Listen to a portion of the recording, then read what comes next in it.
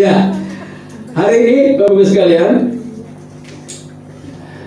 saya ingin share firman Tuhan dengan tema ini, saudara. Dua rencana besar yang kita akan bedah dari Yohanes 10 ayat 10. Jadi hari ini kita akan fokus di satu ayat ini saja, saudara. Jadi bedah ayat ya, saudara ya. Nggak pakai M, saudara ya. Kalau pakai M itu di rumah sakit, saudara. Bedah ayat. Nah, kita oke, saya tanya dulu, saudara. Waktu kita kecil, itu kita pasti punya cita-cita, betul Bapak Ibu? Saya boleh tanya nggak? Cita-citanya apa, Pak? Ya. Apa dulu waktu cita? Iya.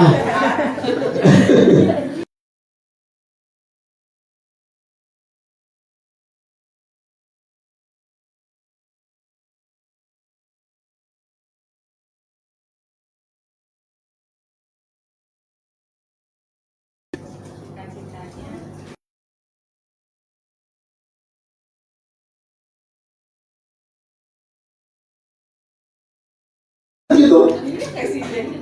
Oh, enggak. Cita-cita apa yang paling tinggi, saudara?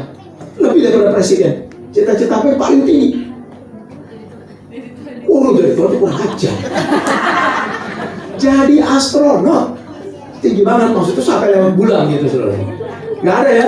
Cita-cita jadi astronot, saudara. Ada orang yang cita-cita jadi astronot, tapi udah dewasa, akhirnya buka toko. Buka toko peralatan astronot maksudnya, saudara. Ya itu cita-cita, saudara. Oh, saya cerita sedikit, saudara ya. Anak saya dulu waktu kecil kelas 4, 5 SD. Ini kelas berapa ini ya? Satu apa?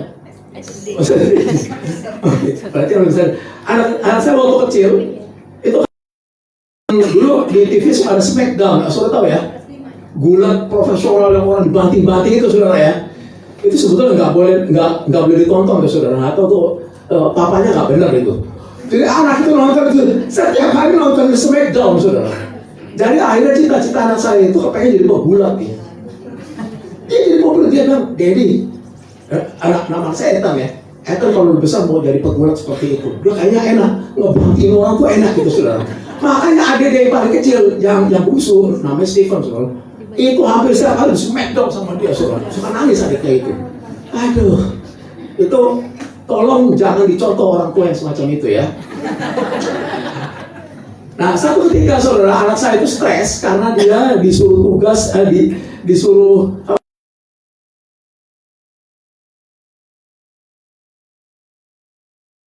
4 atau 5 SD gitu. Anak kecil bikin pantun. Nggak semua orang bisa. Ada yang pintar bikin pantun, ada yang nggak bisa. Nah, anak saya termasuk yang kedua ini, saudara. Dia nggak bisa, dia pernah bikin pantun sampai jam 9, saya ingat. Dia datang ke mamanya, lah mamanya suruh bikin pantun, lebih nggak bisa lagi, saudara. Mamanya nggak bisa bikin pantun. Akhirnya dia datang sama saya. Saya lihat, waduh, kesian ya anak ya. Pantun apa aja mungkin dia, pantun itu apa aja mungkin dia bingung. Akhirnya saya kasih contoh. Saya bilang, nih pantun begini, saya bilang. Saya bikinin pantun buat dia, saudara. Pantunnya begini. Saudara mau dengar nggak pantunnya? Saudara udah cakep ya?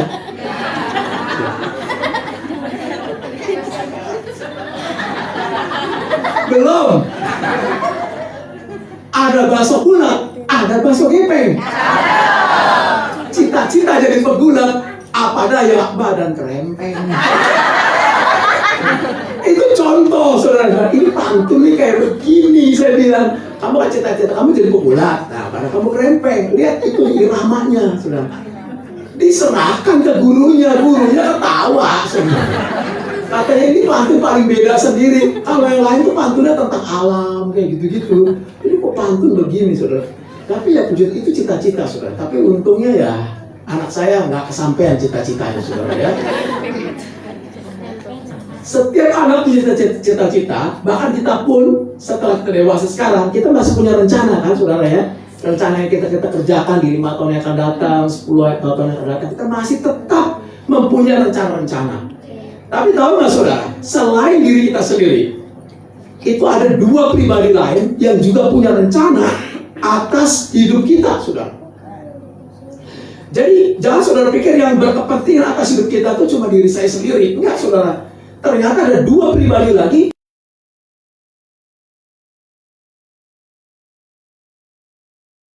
Dua pribadi ini berjuang keras supaya dia bisa mewujudkan cita-citanya itu, rencananya itu terjadi di dalam diri kita, saudara.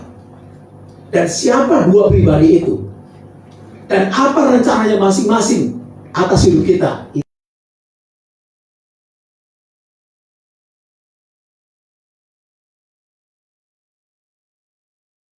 Kita sama baca untuk yang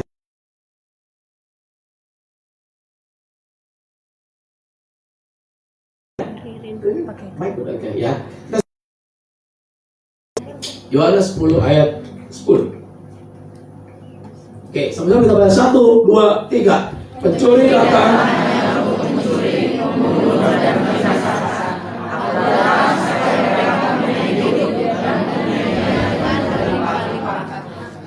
Ini saya ambil dari salinan. Yang kedua adalah salinan yang terbaru, salinan yang nah,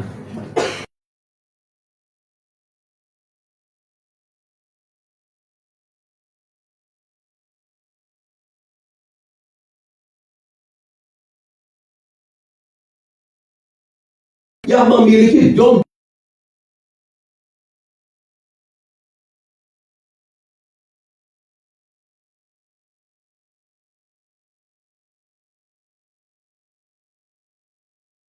kecil siapa? Iya.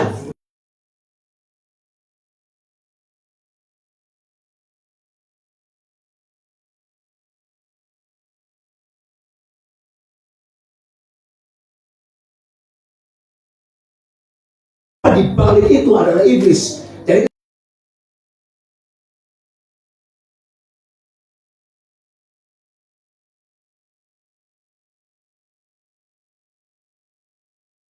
ini ya.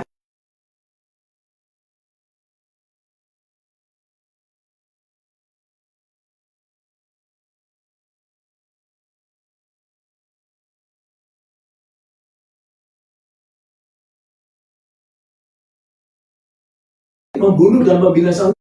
Jadi ada kontras, perhatikan, ada kontras dari dua pribadi itu. Pribadi satu, saudara, itu pribadi yang satu, betul saudara? Pribadi eksploitasi dong. Satunya lagi adalah dong. Jadi lagi sekarang masuk sana dalam lagi kepada rencana pribadi sekarang rencana si pemberi itu dikatakan begini, saudara. Perhatikan ayatnya, perhatikan ya. Pencuri datang hanya untuk mencuri. Saya ingin saudara semua ke depan, lihat di monitor, perhatikan kata hanya. Saudara ada kata hanya di situ? Kenapa Yesus menambahkan kata hanya di situ, Bapak Ibu sekalian? Karena Yesus ingin menekankan bahwa, perhatikan saudara, tujuan iblis atau rencana iblis bagi kita semua itu ada 3 dan cuma ada 3, saudara. Saya ulang sekali lagi. Ketika Yesus mengatakan pencuri datang hanya, berarti Yesus ingin menekankan apa, saudara? Yesus ingin menekankan bahwa, mengingatkan kepada semua, iblis itu mempunyai 3 tujuan atas kita semua. 3 tujuan. Dan hanya 3 tujuan ini saja, yaitu mencuri. Di tampilan iblis bisa menawarkan segala Bapak Ibu sekalian. Iblis bisa datang dengan tampilan yang asli, penuh pengertian. Iblis bisa menjadi pemberi kekayaan. Iblis bisa memberikan kesembuhan. Iblis bisa memberikan kesenangan. Iblis bisa memberikan kenikmatan kepada kita. Apapun iblis bisa berikan kepada kita, saudara. Tetapi Yesus mengingatkan kepada kita, jangan tertipu. Ujungnya semua hanya kepada 3 tujuan ini, kepada 3 rencana ini. Apapun yang iblis berikan kepada kita semua, akhirnya bermuara kepada hanya 3 tujuan itu, saudara. Nah, itu yang kita bahas. Apa itu mencuri, apa itu membunuh, apa itu membinasakan, saudara. Oke, kita lanjut. Masih aman? Oke. Pertama, ini kecepatan. Bentar ya, mundur sedikit. Oke, ya udah. Mencuri, saudara. Tujuan pertama adalah apa, saudara tadi? Mencuri. Mencuri apa, saudara? Jelas mencuri domba dari pemiliknya yang sah. Betul? Itu tujuan itu pertama. Dia mau mencuri kita tuh dari pemilik yang sah, saudara. Sekarang saya bahas dulu mencuri itu apa, saudara? Mencuri itu kan sebenarnya begini. Mengambil barang orang lain, betul nggak, saudara? Secara sembunyi-sembunyi, biasanya. Jadi kalau saya ingin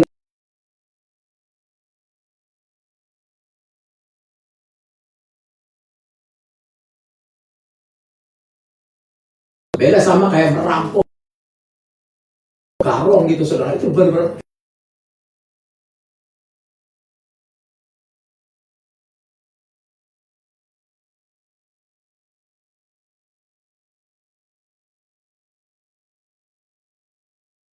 copet itu ada copet profesional.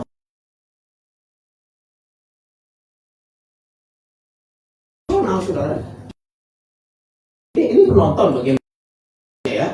Saya panggil tiga penonton naik ke panggung, dan ini masa pencopet ya. Ketiga penonton ini ditepok sini, jamnya hilang, saudara. Jam saudara, jam bisa keambil. Hebat tuh, saudara. Dikini dilepas sedikit, digini. Tahu orang yang turun ke bawah dia bilang, ini jam siapa? Oh, jam saya hilang. Copet, saudara. Ini benar copet profesional ya. Ini bukan copet tanah abang yang dia nggak pernah dibikin orang, saudara. Ini copetnya benar-benar hebat. Kemudian satu lagi, diajak ngomong begitu, dompetnya hilang. Dompet di dalam celana sini bisa ketarik tanpa sadar dia. Yang satu lagi begitu juga, ban pinggang bisa kecuri, saudara. Ban pinggang. Mana bisa nyuri ban pinggang, saudara? Ban pinggang sekali. Pencopet itu ternyata bisa ada sekolahnya, saudara. Kita pada tertarik ya. Ini soal dalam pikirnya.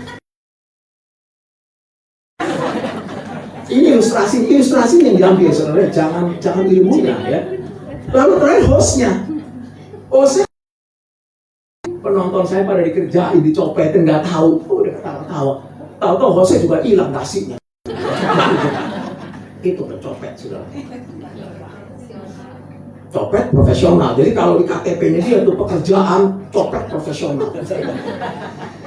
Nah, saudara, iblis itu cara kerjanya kayak gitu, tapi iblis itu ada master copet di antara copet, saudara. Dia adalah pencuri yang benar-benar ini. Nah, pertanyaannya, saudara, bagaimana cara iblis mencuri domba dari gembala, saudara? Atau dengan artinya bagaimana mencuri domba itu kan manusia? Bagaimana iblis itu mencuri manusia dari Allah, saudara? Iblis mencuri manusia dari Allah itu bukan ditarik langsung, saudara, tapi hanya dengan yaitu, tolong baca Rin. Iblis mencuri manusia dari Allah dengan mempengaruhi atau menguasai pikiran dan hati manusia melalui budaya sedemikian sehingga mereka berpaling dari Allah dan mengikuti jalan.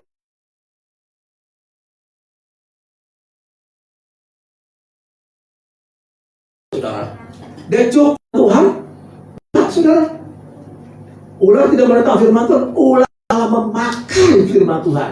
Ular sejalan dengan firman Tuhan, cuma dikasih setengah, lalu diputar balikin, dan Hawa bingung gitu. Ketika pikiran bingung, ya, dengan firman Tuhan ini, Tuhan berfirman bahwa semua pohon di taman ini boleh kamu makan, kan? Jangan kamu makan, kan? Padahal bukan begitu, saudara. Lalu iblis datang lagi, dikatakan, coba lihat buah itu. Enak kan kelihatannya? Kalau kamu makan buah itu, kamu akan menjadi seperti Allah. Tahu nggak, Hawa? Kenapa Tuhan melarang kamu makan buah itu? Karena kalau kamu makan buah itu, saya bisikin, karena kamu akan jadi Allah. Kamu akan jadi Allah. Tuhan nggak kasih tahu kita, nggak kamu. Tapi saya kasih tahu kamu, kamu kan jadi Allah. Mata kamu akan terbuka dan kamu akan bisa mengetahui yang baik dan yang jahat. Selama ini kamu kan kalau tahu baik dan jahat kan dari Tuhan kan. Mau nggak sekarang kamu bisa menentukan sendiri baik dan jahat?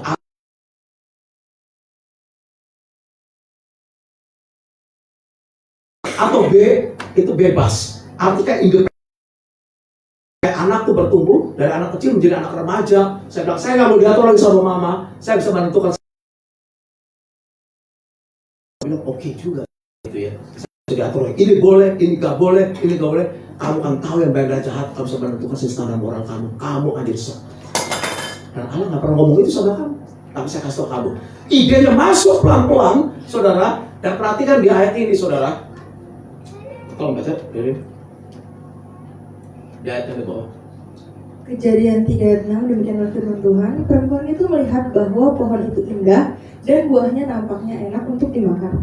Dan ia berpikir alangkah baiknya jika dia menjadi arif. Stop sampai situ dulu. Perhatikan saudara kata-kata yang saya lingkarin. Ada kata indah, ada kata enak, itu menunjukkan keinginan-keinginan. Wah, enak ya, bagus ya buahnya ya. Yang ini belum pernah saya makan, semua pohon saya udah makan, ini belum makan. Dan dia berpikir. Saudara perhatikan, pikirannya dikuasai, keinginannya dikuasai, hatinya dikuasai. Pada titik ini, saudara, di ayat ini, di ayat 6, kita bisa mengatakan Hawa sudah tercuri oleh iblis karena pikirannya sudah diambil, saudara. Dan kita tahu gimana ceritanya, itu cuma sejarah doang, saudara. Kita tahu bagaimana dia akhirnya jatuh dalam dosa dan sebagainya. Tapi step pertama, saudara, selalu pikiran dan hati kita yang dikuasai oleh iblis. Itu berbahaya sekali, saudara. Jangan anggap enteng. Nah, iblis selalu bekerja, saudara, dengan cara yang seperti ini. Step pertama dia, level pertama dia, saudara, rencana dia, sebelum dia membinasakan, pasti mulai dari mencuri dulu. Dia curi kita dengan menyodorkan ide-ide dan memberikan hal-hal yang nikmat. Manusia mulai berpaling dari Allah, masuk ke dalam ide-idenya iblis. Saat itu statusnya sudah tercuri. Sampai sekarang, saudara, cara ini tetap dipakai. Ini dari zaman Adam sampai sekarang, bahkan nanti sampai Tuhan Yesus datang kembali, saudara. Bahkan saya bisa katakan begini, saudara. Pada masa sekarang ini justru pencurian ini, saudara, melalui pengaruh pikiran itu sangat dahsyat sekali dan bahaya sekali, saudara. Kenapa? Karena melalui sosmed. Setiap orang bisa bicara melalui channel, bisa buka channelnya sendiri, bisa buka podcastnya sendiri, dan dia bisa bicara semua paham-paham yang dia punya. Dan biasanya pembicaraan itu sangat karismatis ya, sangat meyakinkan, sangat masuk akal. Dan anak muda nih, itu senang banget dengerin khotbah atau pemikiran-pemikiran yang begitu menarik. Saya udah melihat anak muda, saudara, yang begitu dia subscribe, saudara ya, berangkat kepada yang ngikut follow kepada itu, dan mereka dengar itu dan terpengaruh, saudara, pikiran. Dan sekarang lihat pengajaran macam-macam. Penyesatan dari ada yang Sabellianisme lah, ada yang Kristen progresif lah, ada yang Unitarian, ada Yehova, saudara, ada yang free thinker. Macam saya lihat ini, waduh, ini mah udah pengajaran udah nyimpang ke mana-mana. Makanya banyak orang tua nih, saudara ya, kita orang tua, saudara ya, ada banyak yang kaget ketika tiba-tiba anaknya bilang gini, "Pak, saya kok sekarang kayak agak ragu ya sama kebenaran Alkitab." Saya ragu, dan saya lebih cenderung kepada paham yang ini disebutin. Karena ini lebih begini, dia lebih lebih suka pada itu semua. Ada kaget orang tua. Dulu pada waktu zaman saya muda, saudara, untuk saya menjadi sesat, saya harus dengar khotbah pendeta yang sesat, saudara. Kalau pendeta itu nggak diundang di gereja saya, ya saya tidak akan sesat. Tapi sekarang menjadi sesat, nggak perlu saudara dengar di mana-mana. Di dalam kamar aja anak saudara bisa sesat, saudara, di sini. Karena masuk pengajar-pengajar. Itu yang namanya sudah tercuri. Ini ada tahap pertama, saudara, dan itu bukan yang terakhir, saudara. Ini baru tahap pertama. Tapi iblis punya rencana lain yang lebih mengerikan lagi, yaitu dia membunuh, saudara. Ini ada kedua, saudara. Membunuh apa, saudara? Tentu saja membunuh kerohanian kita, hidup kerohanian kita. Di Alkitab, tahu saudara, di Alkitab itu ada 3 jenis kematian. Ada yang disebutkan? Di Alkitab ada 3 jenis kematian. Dan kematian di dalam Alkitab itu selalu lebih dimengerti sebagai kondisi keterpisahan, saudara, bukan kepunahan. Ya, keterpisahan. Apa saudara sebutkan? Keterpisahan. Keterpisahan. Misalnya nomor 1, saudara, kematian jasmani. Kematian jasmani adalah kondisi keterpisahan roh dari tubuh, saudara. Oke, itu yang pertama. Ketika roh terpisah dari tubuh, dia disebut mati. Jadi Alkitab memandang kematian itu sebagai terpisahnya roh dari tubuh. Tapi ada kematian yang kedua, saudara. Namanya kematian rohani. Itu terpisahnya manusia dari Allah itu karena dosa, saudara. Karena kita berdosa, maksudnya jadi terpisah, saudara. Tapi ada lagi yang ketiga, saudara. Kematian kedua juga terpisah manusia dari Allah secara total selama-lamanya. Dan saudara, sekarang ada 3 jenis kematian ini. Kalau kita hubungkan ini kepada apa yang kita sudah bicarakan, membunuh, iblis itu mempunyai rencana kedua itu membunuh dalam konteks yang mana, saudara? 1, 2, atau 3? Oke, ini baru yang nomor 2, saudara. Jadi, karena iblis yang kedua, dia ingin membuat rohani manusia menjadi mati. Dan iblis senang dalam hal itu. Ketika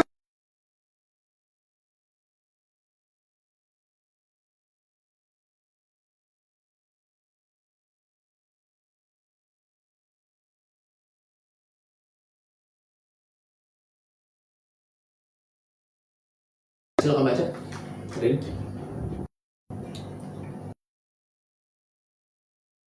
Tapi pohon pengetahuan tentang yang baik dan yang jahat itu baik dan mental langsung, saudara. Dan itu terpisah. Itulah kondisi kita apabila kita dalam kondisi yang berdosa. Itu masuk dalam kondisi yang ini sudah, saudara. Tetapi ada lagi rencana tuh iblis yang terakhir, yang ultimate, yang puncaknya, saudara. Iblis nggak cukup sampai di sini. Iblis senang sampai tahap sini, tetapi dia mau sampai kepada puncaknya. Yaitu apa, saudara? Dikatakan tadi, apa rencana iblis yang ketiga? Membinasakan. Itu adalah rencana puncak dia. Yang ketiga adalah dia membinasakan. Nah, membinasakan ini, kalau kita kembali pada slide yang ini, saudara, itu dalam konteks yang mana, saudara? 1, 2, apa 3? Dalam ketiga, saudara.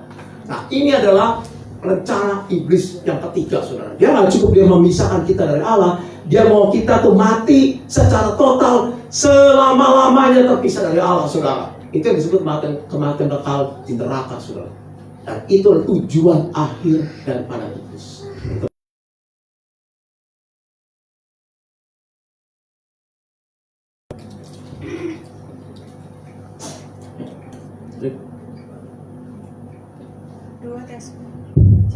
Dua Tesalonika 1 ayat 9, mereka ini akan menjalani hukuman kebinasaan selama-lamanya, dijauhkan dari hadirat Tuhan dan dari kemuliaan kekuatan. Berarti saudara, ada kata selama-lamanya, ada perkataan dijauhkan dari Tuhan. Itu menunjukkan apa?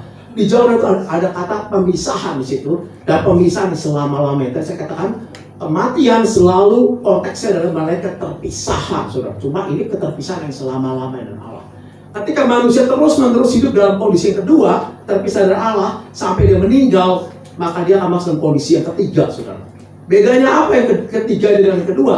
Yang kedua, saudara, kalau saudara masih bisa dipulihkan. Yang ketiga, saudara tidak ada lagi harapan untuk bisa dipulihkan, saudara. Sebab itu gunakan waktu kita dengan baik. Ini adalah 3 rencana daripada oknum si iblis atau pencuri itu, saudara. Yaitu mencuri, membunuh, dan membinasakan. Oke, dan sekarang akan kita lihat rencana pribadi. Allah juga punya rencana atas hidup kita. Pencuri punya rencana, gembala juga punya rencana, saudara. Apa rencana gembala atas hidup kita? Mari kita lihat.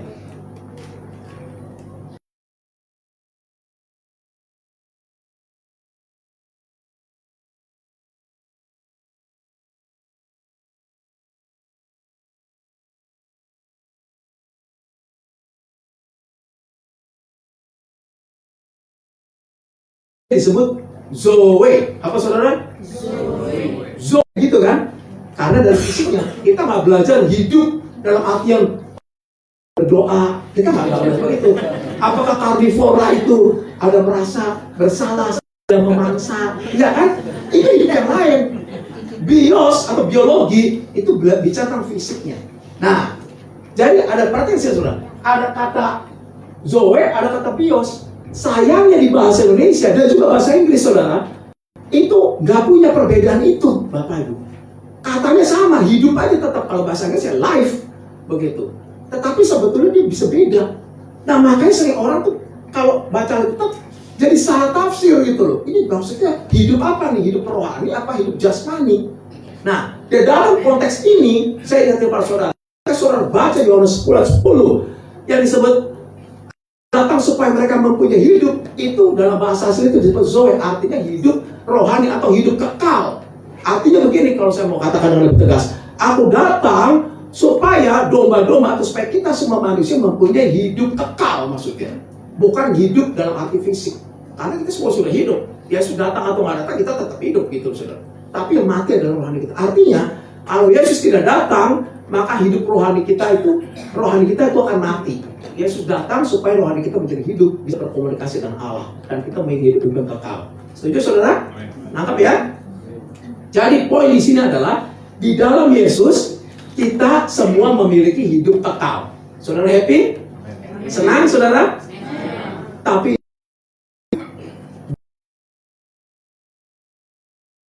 datang supaya punya hidup titik.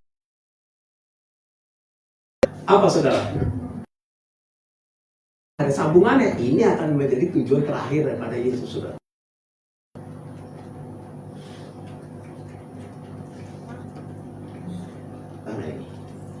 Ya, nah, saya ingin menghabiskan sisa waktu saya untuk membahas karena ini sangat penting sekali, saudara. Justru ini adalah inti daripada khotbah saya pagi hari ini. Saya memakai salinan TB2, saudara. Ya, itu adalah terjemahan baru 2. TB2 itu adalah salinan dari LAI yang dikeluarkan tahun 2023, baru 2 tahun lalu, saudara ya. Dan ada banyak revisi di situ. Salinan yang lama yang mungkin ada di HP kalian, yang di HP Bapak Ibu sekalian, itu adalah salinan TB, terjemahan baru. Itu dikeluarkan tahun 1974, sorry. Itu udah lama sekali. Jadi ada revisi-revisi. Nah, saya pakai yang TB2, karena TB2 sudah banyak ada revisi perbaikan. Nah,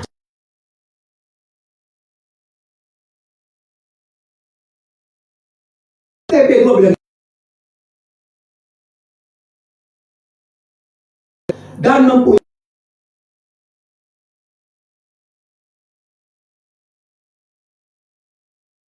dan itu bunyinya gimana? Dan mempunyainya apa? Dalam segala kelimpahan. Nah itu saudara, dalam segala kelimpahan, betul saudara? Itu salinan TB. Dan saya juga nggak tahu kenapa TB menerjemahkan seperti itu. Karena ini terjemahan yang beda sendiri. Kalau saudara bandingkan dengan terjemahan lainnya, bahkan dengan teks aslinya, dengan terjemahan dalam bahasa Inggris semuanya, nggak ada yang menerjemahkan seperti ini. Semua menerjemahkan seperti TB2, saudara. Nah, yang dan mempunyai dalam segala kelimpahan sebetulnya tidak salah, cuma bisa berpotensi menjadi salah tafsir, saudara. Dan itu terjadi sekarang ini. Salah tafsirnya gimana, saudara? Salah tafsirnya begini, saudara. Dan mempunyainya, artinya gini, dan mempunyai hidup yang berkelimpahan di dalam segala bidang. Saudara apa maksudnya?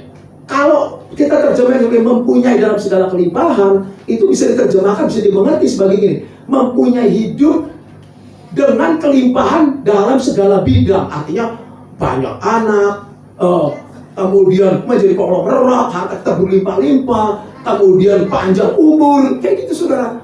Dan semuanya menjadi limpah-limpah, semua orang Kristen akan seperti itu. Padahal bukan seperti itu. Yesus waktu ngomong, Yesus bilang dan mempunyai, ya, kalau di dalam teks aslinya dalam bahasa ini ya, ini teks aslinya, saudara. Maaf ya, ini saya ada pelajaran sedikit karena ini penting sekali, saudara. Dalam bahasa Inggris dikatakan begini, I came, saya datang, that they may have life, supaya mereka mempunyai.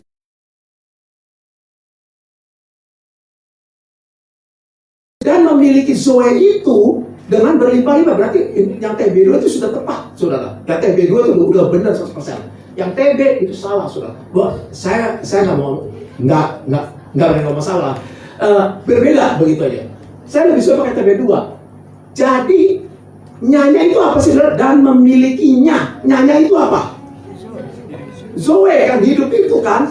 Berarti berlimpah-limpah itu adalah hidup rohaninya itu. Maksudnya loh, Zoe itu hidup rohani, saudara, bukan hidup jasmani.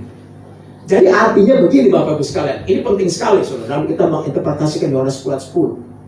Artinya begini, Yesus ketika datang, dia tidak mau kita tuh hanya memiliki hidup kekal saja. Yesus tidak mau kita menikmati hidup kekal itu buat kita seorang diri. Oh, saya akan memberikan kamu hidup Zoe, kamu udah hidup kekal. Terima kasih Tuhan, saya sudah hidup kekal sekarang. Puji Tuhan. Tuhan tunggu dulu, jangan stop sampai situ. Tuhan bilang, dan Tuhan bilang apa? Kamu harus memiliki hidup kekal itu secara berlimpah-limpah sampai dia tumpah keluar. Maksudnya begitu. Sampai tumpah keluar supaya dunia di sekitar kamu bisa merasakan Zoe itu. Saudara, apa? Beda sekali loh ini. Nih, begini. Ibaratnya ember. Ember itu bisa diisi air. Air itu bisa setengah, bisa seperempat. Nah, Yesus mau ketika kita air itu diisi ember, air itu mengisi ember, air itu nggak cuma setengah, tapi air itu harus sampai penuh dan sampai luber keluar. Kenapa air itu harus luber keluar? Supaya sekeliling kita menjadi ikut basah dan bisa ikut menikmati air itu. Saudara bisa nangkep gak ya? Nah itu maksudnya hidup rohani kita tuh seperti itu Bapak Ibu. Kalau kita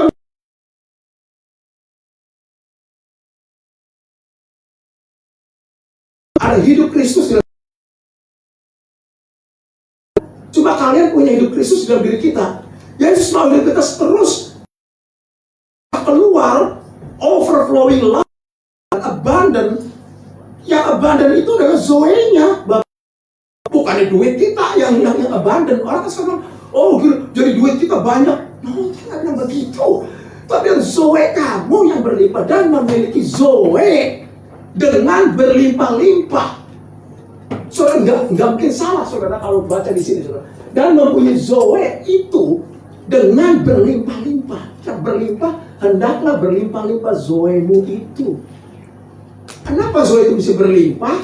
Supaya orang lain ikut kecipratan, ikut menikmati Zoe itu. Saudara nangkep gak ini?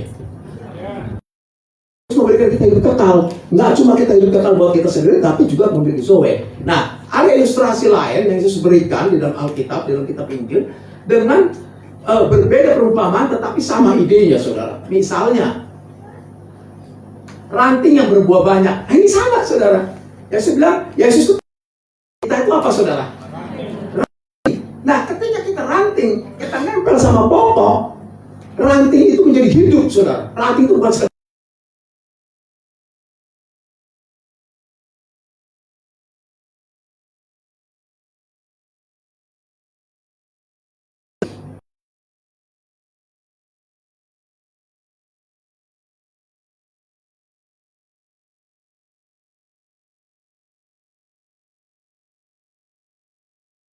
akan bilang apa?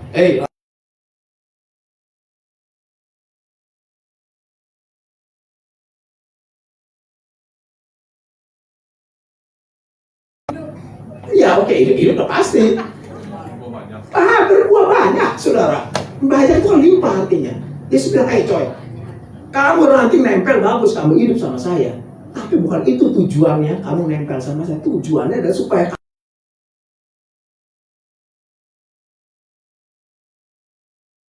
menikmati hasil sama saya itu. Keluar ada hasilnya. Orang itu buahnya enak ya. Sama nggak saudara sama tadi itu? Sama saudara. Contoh yang lain lagi saudara, tentang garam dan terang. Garam dan terang adalah dua benda yang juga sama seperti itu tadi. Seperti itu hidup yang berkelimpahan saudara. Garam itu apa saudara? Kedua bendanya ada sesuatu yang keluar dari tubuhnya saudara, dari dirinya, yang untuk mempengaruhi sekelilingnya. Betul saudara?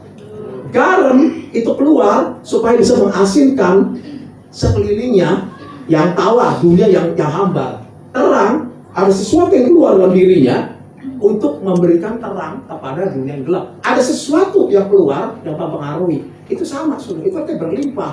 Ada sesuatu yang keluar saudara. Cuma Yesus menggunakan ilustrasi yang berbeda. Cuma pesan itu selalu seperti itu. Kamu jadi terang, bukan dia bilang, kamu jadi terang, bukan untuk dinikmati sendiri, bukan itu tergantang, maksud itu pakai apa? Bukan tujuan saya memberikan terang kamu kan itu begitu, tapi supaya overflowing dikatakan, keluar dikatakan begitu. Makanya harus dibuka, ditaruh di tempat yang tinggi supaya keluar dan orang bisa menyaksikan. Kembali lagi Yohanes 10 sebetulnya, aku memberi hidup dan supaya kamu memiliki zoe itu dengan berlimpah-limpah supaya orang bisa menikmati. Sekarang saudara, saya tanya sama saudara, di Alkitab tunjukkan kepada saya teladan tokoh siapa di Alkitab yang bisa menjadikan teladan yang paling bagus di dalam menjalankan hidup. Siapa saudara? Paulus, oke. Ada lagi? Yesus saudara. Saya lebih setuju pada Yesus. Paulus juga oke sih. Yesus saudara. Yesus hidupnya gimana? Yesus hidupnya sangat sederhana saudara. Jadi kalau ada orang yang bilang, oh orang Kristen tuh harus masa kaya raya segala macam, Yesus tidak kaya saudara. Tapi siapa yang bisa bilang Yesus hidupnya tidak berkelimpahan saudara? Yesus adalah orang yang hidupnya sangat berkelimpahan saudara. Karena apa? Karena dimanapun dia datang, orang bisa merasakan saudara berkatnya. Betul nggak saudara? Itu yang namanya hidup, itu yang namanya zoe yang berkelimpahan. Overflowing life atau abundant zoe saudara. Zoe yang berkelimpahan saudara. Jangan ditambah dengan hal-hal lain. Itu Yesus mau. Nah, sekarang saudara tanya sebagai poin yang terakhir saya. Prakteknya gimana nih? Aplikasinya gimana kita dalam menjalani hidup sehari-hari? Ingat aja 3K saudara. 1 saudara, bagikan karakter Kristus, bagikan kebenaran Kristus.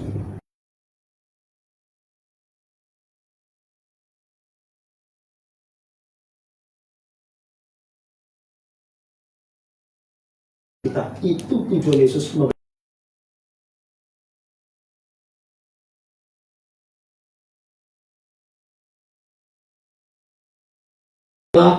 ringkasan. Nah, ini ringkasan ini paling penting. Ini slide yang paling penting sekali lagi saya selalu katakan, buat yang tidur sekarang saatnya bangun. Jadi sekalipun saudara nggak dengar 45 menit khotbah saya, saudara, paling nggak saudara pulang bawa ringkasannya, lumayan. Ya. Tapi tidak akan selalu begini deh. Nanti saudara kayak nakal tidur dulu. Ya. Saya tunggu ringkasan aja, enak banget. Oke, nah. Hari ini kita bicara tentang 2 rencana besar. Ada 2 pribadi selain diri kita yang memiliki rencana juga terhadap diri kita. 2 pribadi itu adalah siapa saudara? Ya, si pencuri dan itu dan gembala, yaitu si iblis dan Yesus. Iblis memiliki 3 rencana, yaitu apa saudara? Oke, mencuri. Apa arti mencuri? Mencuri itu artinya dia ingin mencuri kita dari kepemilikan Allah saudara. Yaitu dengan cara bagaimana? Dengan cara mempengaruhi atau menguasai pikiran hati kita. Sehingga kita akhirnya menjadi pengikutnya, menjadi followernya dia, saudara. Kalau di dalam dunia sosmed, bagi kita follow, paham-paham yang salah itu sudah tercuri. Berarti kita punya kepemilikan. Kita sudah berpindah kepada ide-ide daripada iblis. Tapi itu baru step yang pertama. Step yang kedua adalah iblis nggak cukup kita mencuri, iblis ingin membunuh kita. Iblis senang supaya kita terpisah dari Tuhan karena dosa, saudara. Itu baru yang kedua. Tapi tujuan yang ketiga, saudara, iblis mau semua binasa, keterpisahan Allah secara total selamanya dalam neraka, saudara. Dan iblis cuma punya 3 rencana ini pada ujungnya, saudara. Di depannya bisa punya 1000 rencana, tapi ujungnya akan bermuara kepada 3 rencana ini, saudara. Itu yang Yesus katakan. Nomor 2, Yesus katakan, tetapi jangan takut, saya juga punya rencana lain buat kamu semua, buat para domba. Rencana saya adalah supaya domba-domba itu mempunyai hidup. Saya akan berikan zoe kepada kamu sehingga hidup rohani itu menjadi aktif kembali, menjadi hidup. Tapi Yesus katakan, hidup kekal yang saya berikan kepada kamu bukan untuk dinikmati kamu seorang diri, tapi biarlah kamu memiliki dengan berlimpah-limpah sampai tumpah keluar dan orang-orang sekitar kamu bisa merasakan zoe itu dengan cara bagaimana? Dengan cara kita membagikan 3 hal. Dengan cara ini kok jadi macet. Dengan cara ini udah mungkin overflowing juga ini. Dengan memberikan 3 hal, saudara. 3K apa saja, saudara? Membagikan kasih Yesus, membagikan Puji Tuhan. Yuk kita berdoa.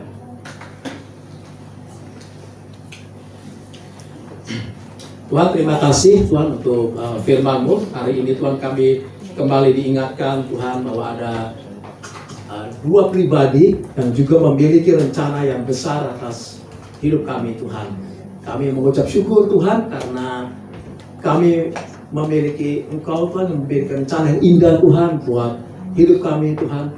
Yaitu selain Engkau memberikan kami hidup yang kekal, tapi Engkau juga mau supaya kami memiliki hidup kekal itu berlimpah-limpah, sampai orang-orang sekitar kami juga bisa merasakan Zoe itu Tuhan. Bentengi Tuhan pikiran dan hati kami Tuhan dari setiap tipu daya iblis yang ingin menjauhkan kami Tuhan daripada Engkau, ingin mencuri kami dan Engkau, membunuh kami dan bahkan membinasakan. Nah Tuhan, sekali lagi Tuhan, biarlah Zoe yang sudah Kau berikan kepada kami Tuhan, biar itu melimpah keluar Tuhan, dan biarlah orang-orang bisa merasakan Tuhan ada kasih Kristus, ada karakter Kristus, ada kebenaran Kristus yang keluar dari dalam diri kami Tuhan, sehingga mereka itu merasakan dan mereka bisa merasakan Kristus itu melalui diri kami. Terima kasih Tuhan, dan ajar kami itu bisa lebih lagi mengerti Tuhan firman dan melakukannya Tuhan. Roh Kudus ingatkan kami terus akan hal ini. Segala puji syukur hormat kemuliaan bagi nama-Mu Tuhan, dalam nama Tuhan Yesus Kristus kami sudah berdoa. Amin. Terima kasih. Saya serahkan.